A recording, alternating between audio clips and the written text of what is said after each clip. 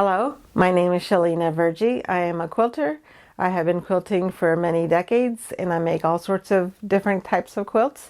I make traditional quilts, I make piece quilts and applique quilts. I make improv quilts and folk art quilts. There isn't any type of quilt that I don't like. So if you subscribe to my channel, you'll see a large variety of quilts. Watching my videos is like dropping into my sewing room.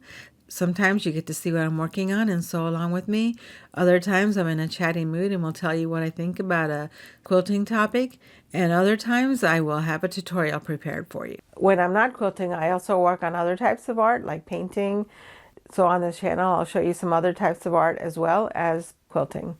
I live in Columbus, Ohio, and I have been quilting for decades now, and I've made more than 160 quilts. If you follow me on my channel, you'll see that number continue to grow. I hope that you will subscribe to my channel so you don't miss any of them. A lot of things that I've noticed about a lot of other quilt videos is that they show you how to make a pattern, and that's great. I think those are really inspirational to me. But one of the things that happens is that they show you how to make the block, and then they just say continue making more of those, and then you'll wind up with the quilt. And I think what's missing in those videos is it doesn't show you that interim step between the finished block and the finished quilt.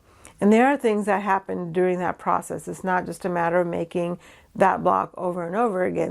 Sometimes you'll notice that there are other ways that you can make that block to make it faster and more efficient. You can streamline the process so that you're not just making one block at a time.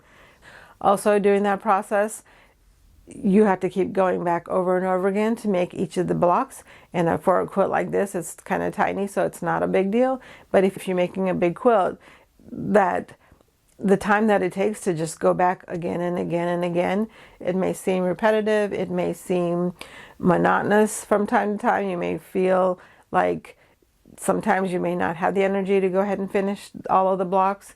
I think that's something that's missing from the other channels, is it doesn't show you that coming back again and again and again will help you finish a quilt, and also show you what I do by working on a variety of different quilts at the same time. You can see that I'm able to make progress on all of them, and even though it slows down the progress in some ways in the fact that there's time taken away from one quilt to work on another quilt, but together both of them wind up progressing more, because instead of just stopping quilting because I'm tired of this quilt, I can just work on another part of the quilt making process on another quilt.